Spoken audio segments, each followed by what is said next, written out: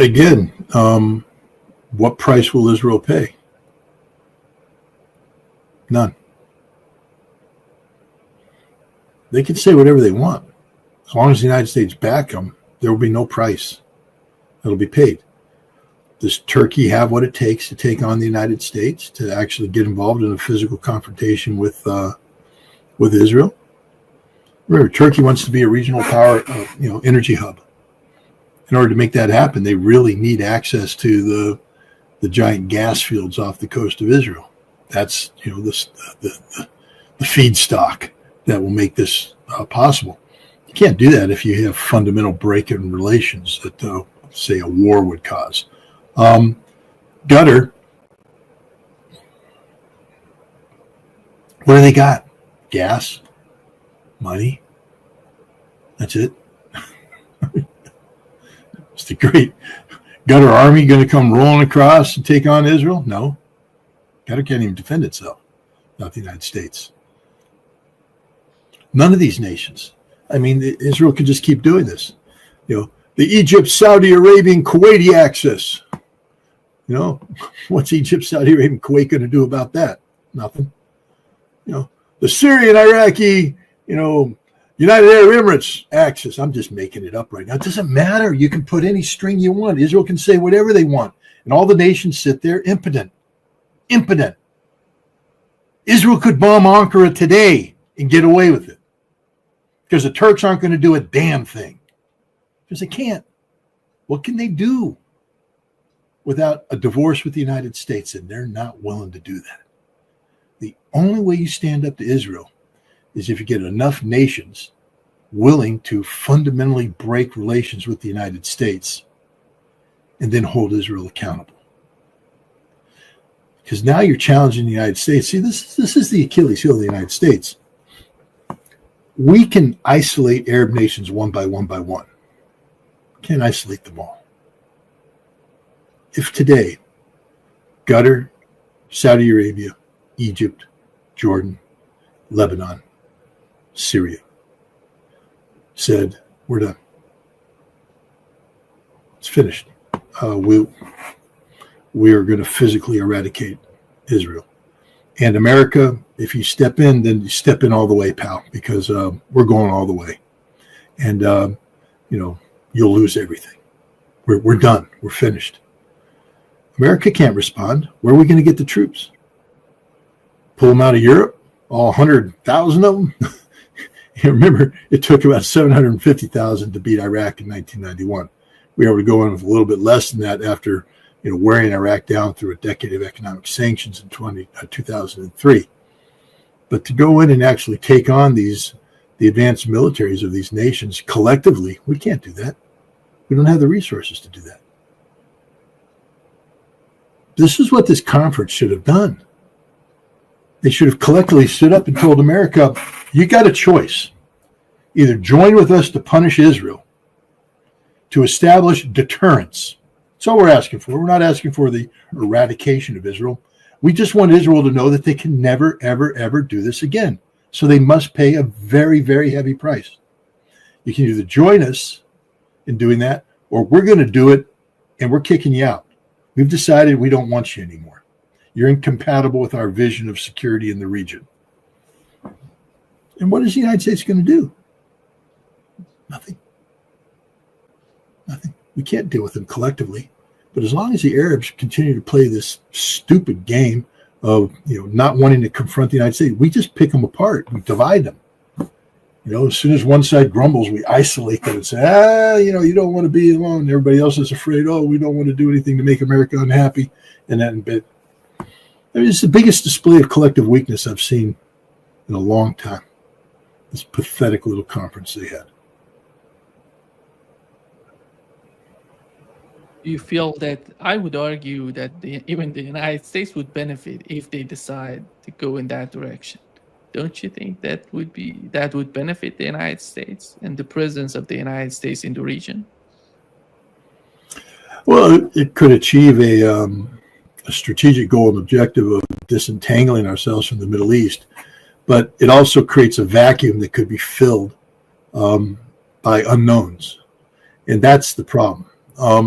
I think the best path for America to take is to disentangle and then play an active role in shaping what the Middle East looks like, so there's no surprises, so that we have an idea of what we're dealing with. But just to, on the spur of the moment, pull out, you create a vacuum, and that kind of uncertainty always leads to problems. Scott, when it comes to the case of Ukraine, Politico, there was an article in Politico saying that the EU will not be able to abandon Russian energy resources despite pressure from Donald Trump. So they want to buy Russian oil. They want to continue the conflict. And how do you see the way that Donald Trump is talking and communicating with Europeans? Who's going to have the upper hand? So far, what we've seen from the administration, it seems they're trying to put pressure. On the other hand, it seems that the European leaders have some sort of, I don't know, the leverage comes from the establishment in the United States, or they managed how to manipulate the Trump administration. I think they've been trying to manipulate the Trump administration, and again, it's very difficult to get it in the mind of Donald Trump. Here I go. I think he put himself in a trap. The funny thing is, if you listen to Donald Trump long enough, you realize on some occasions he actually says the truth. I think the truth was that he thought it was going to be a hell of a lot easier to end this war than it turned out to be. And now he's just out of options. He's out of plans. And he's very frustrated. He recognizes that Russia's just not going to yield or be malleable. He's not going to come in and form Russia. Russia has its point of view, and they're going to stick with it.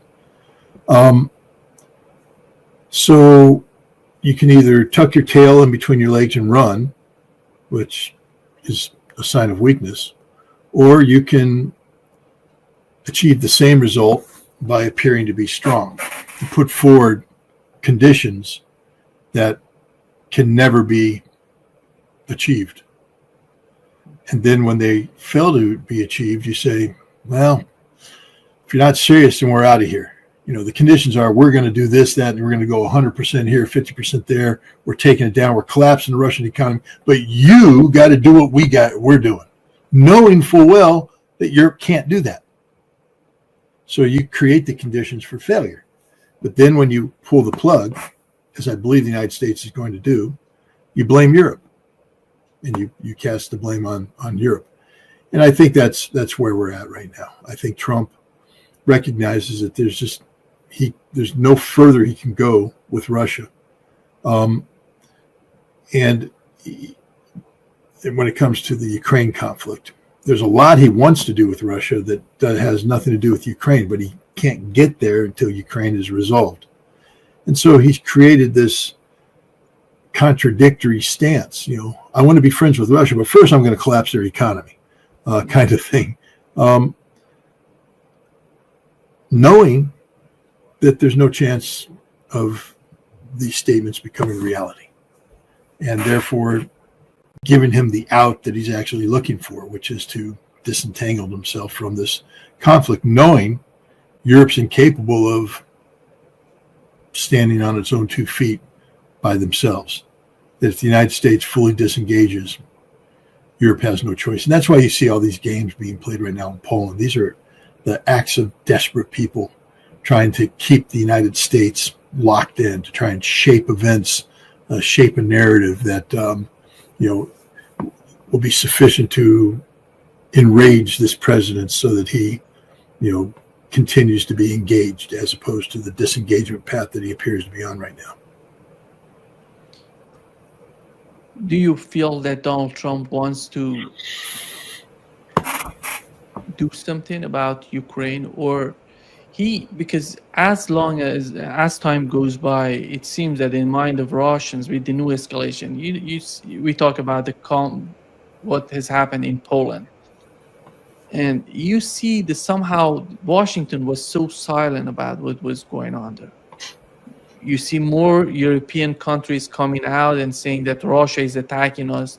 Donald Trump somehow is, he didn't, if it was, let's put it this way, if there was something there, Donald Trump would come out and the Russians are killing this, they're killing civilians in Ukraine. Every time something happens, something big happens, he comes and criticizes Russia. But when the other side doing something in order to manipulate the situation, you don't see Donald Trump coming out and being directly addressing what is happening. How is that going to help? Help who? Oops. How is that going to help the situation with Russia? Because Russians are looking at the behavior of Donald Trump. Again, I'm always loath to speak on behalf of Russia because I'm not Russian. But what I would say is this, that the Russians understand the political reality that exists in the United States. And they understand the limits of what Trump can say and can do. And they understand that a lot of what he's doing is an act of theater. And so they just ignore 9/10 of what he says. And that's what's going on right now. The Russians, I can't speak for them, but I don't imagine the Russians at this point in time are panicking. I think they understand that Trump's in a very, very difficult situation, that he has to say what he needs to say to get out of this situation. And the Russians will let actions speak louder than words. You know, Trump can talk about doing this, that, and the other thing, but as long as he's not doing this, that, and the other thing, then it's as if he didn't say anything. So I think that's the way the Russians are treating this. I think they've taken a master class in how to, in Trump policy, Trump logic, Trumpology, but no, I don't see the Russians overreacting, over responding to anything that comes out of the United States right now. We've learned from the news that Britain has officially taken command of Ukrainian troops. Do you think that is the case, or they're just making things up and that's not happening in Ukraine? Because if that would be the case, it's a huge escalation on the part of Ukrainians to let Brits coming in and capturing everything. Well, I mean, the Brits are already, directing this fight through Ramstein and elsewhere. So I don't understand what it is people are saying is happening that hasn't already been happening. I don't think at the battalion level that the battalion commanders are British. I think they're Ukrainian. I think the brigade commanders are Ukrainian. I think the corps commanders are Ukrainian. I think the commander of the Ukrainian army is Ukrainian. I think there's British advisors that are attached to these different levels, and they provide advice, and and they're influential. But I don't believe that Ukraine has turned over, the tactical and operational responsibilities to the British. I think the British are there as strategic advisors, big picture advisors, but not as it's a proxy army. We know this. We know it's a proxy army. So I don't know what everybody's surprised about when it turns out that the Ukrainian army is responding to the directives, the strategic vision of the British. It's the British, after all, since 2023 that have taken the lead in advising the Ukrainian army. And they're the ones who run the program, keep Ukraine in the fight. So, yeah, there should be British officers there if that's the case. But the idea that, suddenly everybody's going to have a Sandhurst, accent and, and salute smartly like the Queen's Grenadiers, no. You mean, Scott, who's providing the commanders to Ukraine? It's all about British, French. Do we have German commanders there helping them? Or because it's a huge mess if you look at Ukraine. and you see different weapons coming to Ukraine, different systems coming to Ukraine. The commander is Ukrainian, but right below him you see different mercenaries or commanders from different countries coming together. I remember once I talked with Colonel Wilkerson. He said each and every mission they had with other NATO countries, I'm talking about NATO countries working with each other, it was a huge mess. It seems what's going on in Ukraine even worse than that.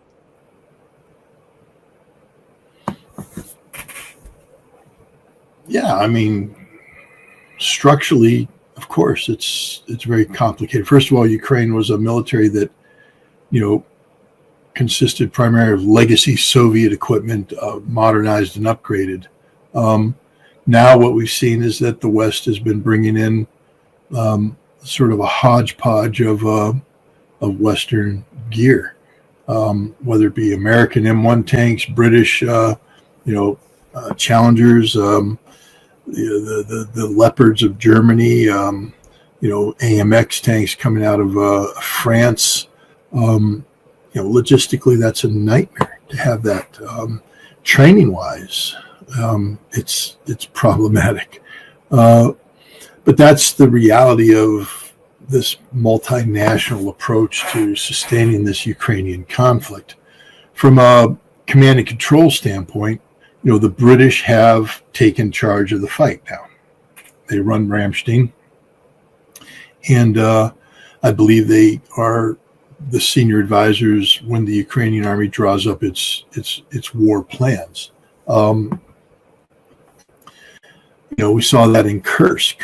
When the Ukrainian military went into Kursk, the Russians that were opposing them were saying, we're dealing with a whole different enemy here. We're dealing with an enemy that's has full satellite integration, real-time intelligence, AI generated decision points coming in, new weapons, new tactics, new everything. Then the Russians proceeded to kill everybody. But that's a NATO-driven, British-dominated system, and I think you're seeing that play out through the rest of Ukraine. That's just the reality when you have had your army rebuilt 6 times, I believe it is now. The Ukrainian army has been rebuilt 6 times in this conflict, and each time it gives up, more and more of, its sovereignty and becomes more and more a proxy army. I mean, remember, it was Ursula von der Leyen that bragged and said the Ukrainian army is the first European army. What did she mean by that? And then we have to use it wisely. Again, sometimes you just have to wait. People that don't normally tell the truth end up telling the truth. And I think Ursula von der Leyen was telling the truth. Ukraine is Europe's first army, European army. Doesn't mean they're going to win. Doesn't mean it's good. It just means that it's not a Ukrainian army. And at least now we have the head of the EU, the European Commission, acknowledging that. When Donald Trump says that we can collapse the Russian economy if Europe decides to get along with our plan about putting tariffs on Russia and Europe not receiving Russian oil, I would assume the final goal is the Russian military. Do you think they're going to get there? If they could achieve it, let's assume that the Trump administration could achieve the main objective, which would be stopping Europeans from receiving Russian oil. How is that going to influence the Russian army?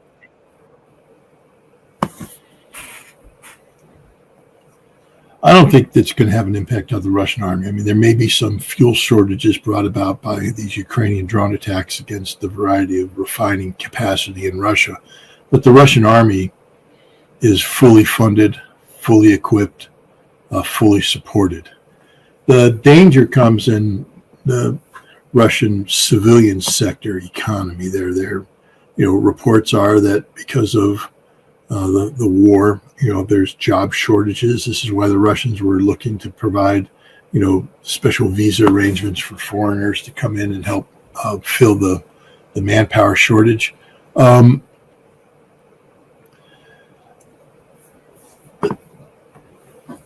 had a fascinating conversation last week with a director of international finance of MGIMO, which is the big foreign policy university. That's where all the diplomats get trained. So this guy's a serious guy. One of the things that Trump and his advisors need to understand is that right now Russia's still playing the, we're a capitalist country game. So their economy still is organized and functions on classic capitalism type model. But what Russia is fully capable of doing is going into what would be called a mobilization economy. That is to decouple from concepts of capitalism and go into a pure Stalinist type mode that was last embraced in the 1930s when Stalin industrialized the Soviet Union, in the face, by the way, of massive international sanctions and efforts to isolate the Soviet Union. And the way that Stalin overcame that was through, this mobilization economy. Russia could very easily, if it was a matter of existential survival, slip into mobilization economy. The United States never could, but Russia can. And this is the fatal mistake of the thinking of Scott Besser, because to get Russia to that state, the United States would have to be so disruptive of the world order that, sometimes you got to be careful what you ask for. Not only would Russia's economy not collapse and is never going to collapse, it would transition to something that has totally delinked it from Western sources of influence. But the blowback to the United States could lead to the collapse of the American economy. I'll say it one more time. The Russian economy will never collapse because ultimately the Russians have the ability to transition into a Stalin-like mobilization economy. The American economy can't transition into that. And we will suffer blowback from trying to go after the Russians because in order to succeed, we're going to have to alienate relations with India, China. We're going to create massive disruptions. And the blowback to us could be fatal economically. So, no, I don't think the Russian economy is in danger of collapsing anytime soon, if ever.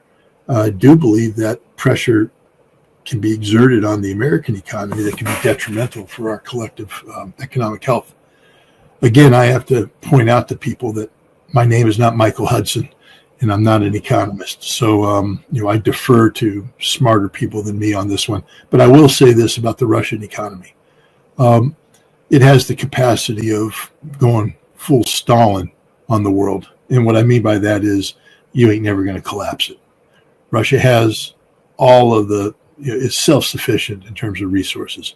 So it's one of the few nations that can actually build a wall around itself and continue to function. By the way, I think with India and China, with the case of these two countries, so important for the Russian economy, they're getting closer to Russia. I don't know if you heard that the participation of Indian military personnel in the Belarusian exercises, they call it West 2025. And many people in the NATO countries are concerned about what's going on between India and Russia because they see Russia as a somehow mediator to improve the relationship between India and China as well.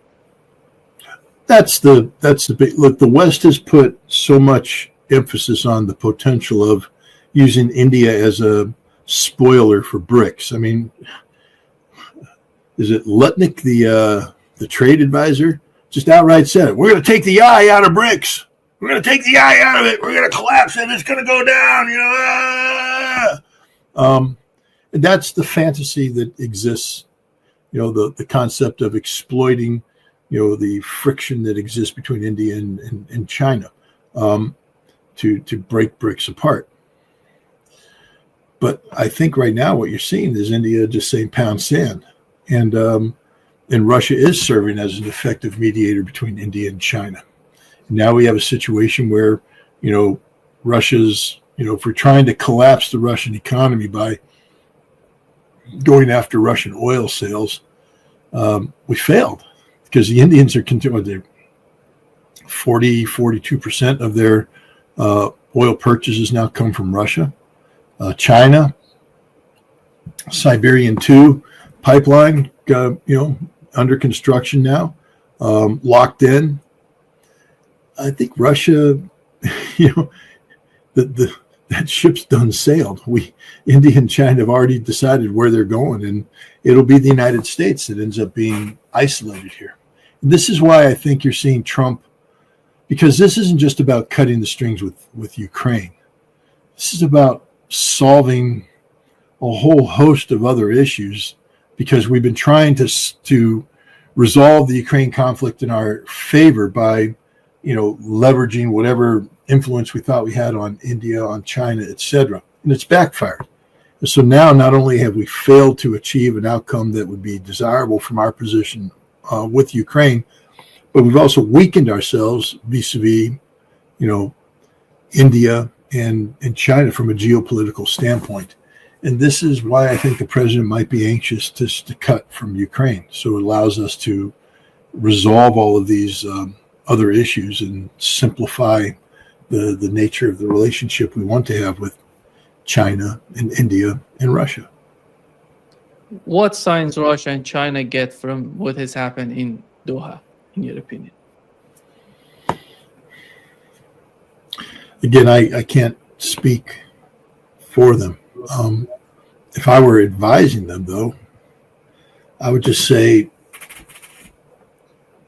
we need to be engaged, but we don't need to be decisively engaged, because these people stand for nothing. We can find, develop individual relations.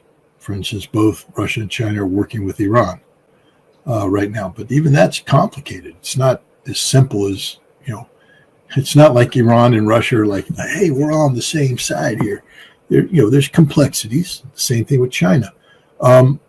But what I would be telling the Russians and the Chinese, if I were their advisors, is there is no vacuum here for us to fill at this point in time, because we have a very weak Arab world,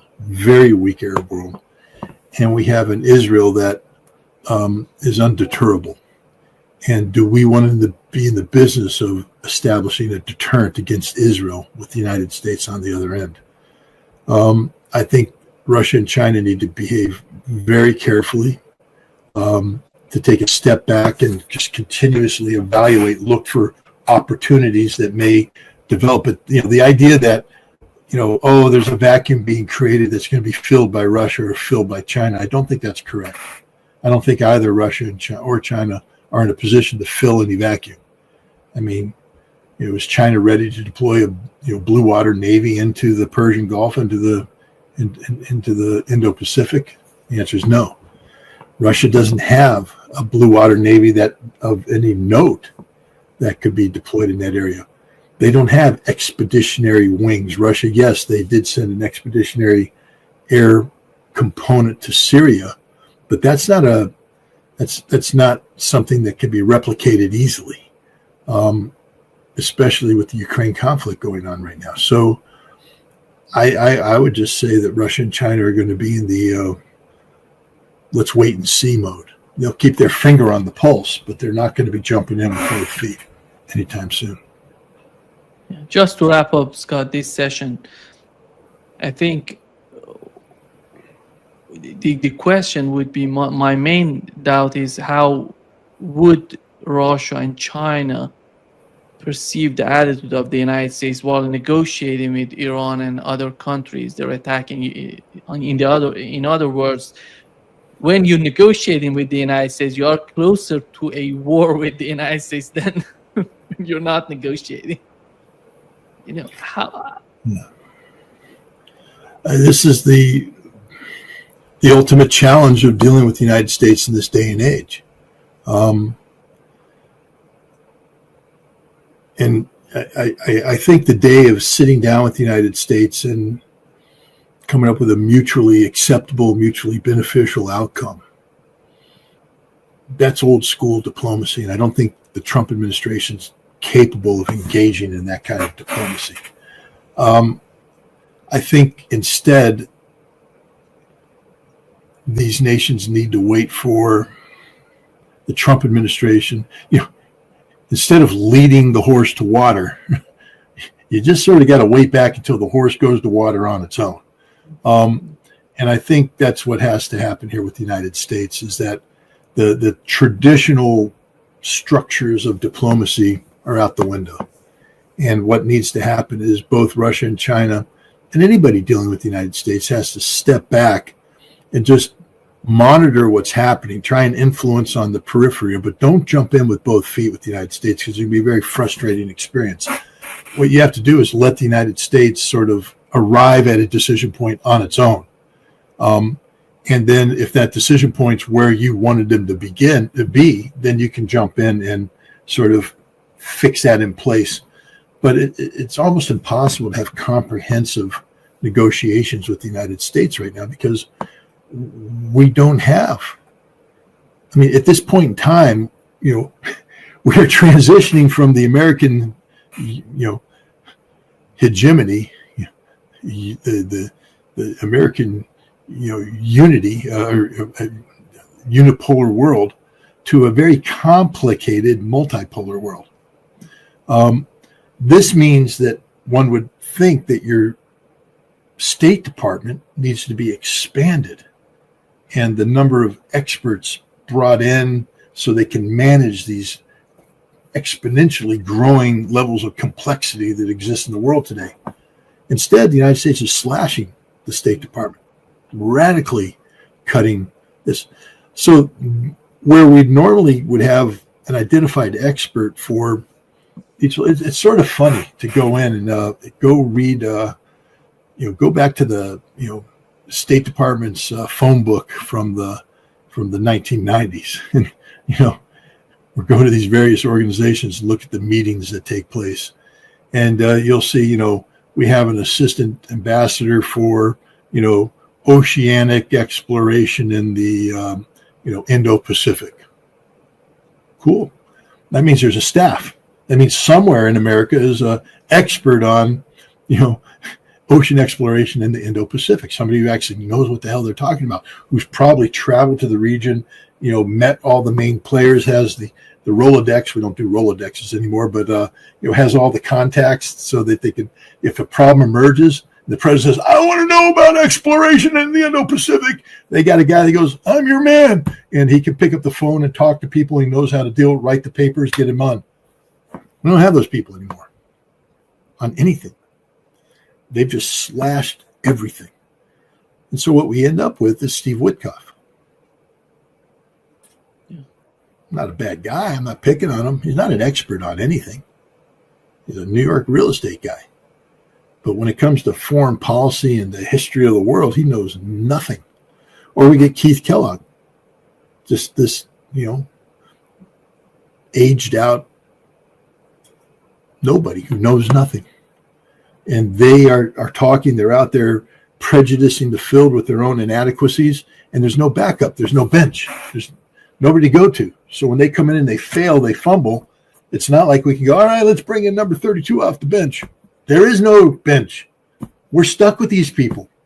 And this man-child is president who's just doing whatever, and a Secretary of State who literally is positioning himself to make a run at the presidency. And so he's out there, hitting all the right Zionist buttons. A vice president who, I don't know what's going on there, to be honest. I was expecting far more robust engagement by J.D. Vance on issues. And it just seems that he is, he's playing it really soft and safe right now. But again, this isn't how policy is supposed to be made. There's supposed to be a national security advisor, a standalone. Well, we got Marco Rubio being the national security advisor. That means that he's doing this job of policy coordination while he's the Secretary of State. Do you understand how unbalanced that is? To have the Secretary of State also be the national security advisor. So when you have a principals meeting and you go, well, normally national security is like, well, thank you, Secretary of State. Secretary of Defense, what do you got? Got that? That's cool. I'm going to have to consider that one. Secretary of Treasury, what do you got? But now it's like, Yeah, Secretary of State. Oh, that's me. Oh, yeah. I'm the only voice that counts because I'm the National Security Advisor. So the rest of you, pound sand, go home, either my way or the highway. And that appears to be what Marco Rubio is doing. And again, there's no staff. It used to be the principals would go down to the deputy, the deputy secretary of state. And they run a deputies meeting. And then the deputies meeting creates various interagency working groups. And that's where the senior people come in. And then each one has a sub-working group. And the sub-working groups, each one can have like a tiger team. And the tiger team is where you get the real experts who sit there and do all the nuanced stuff. They bring it up. They turn it into policy. They have to polish it up a little bit. They bring it up. They turn it into grand strategy. They bring it up, boom. And next thing you know, you got policy. And it takes a lot of people working together. What we have right now is a bunch of,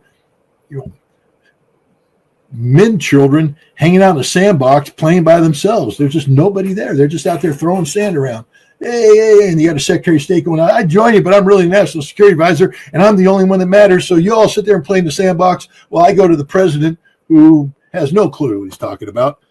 I mean, how poorly briefed is the president? I made a peace between, Azerbaijan and Albania. Now it was Armenia, but that's all right. Good God. Anyways, that's where we're at. We've got no ability to make policy today. None. Yeah. Thank you so much, Scott, for being with us today. Great pleasure as always. Okay. Thanks a lot for having me.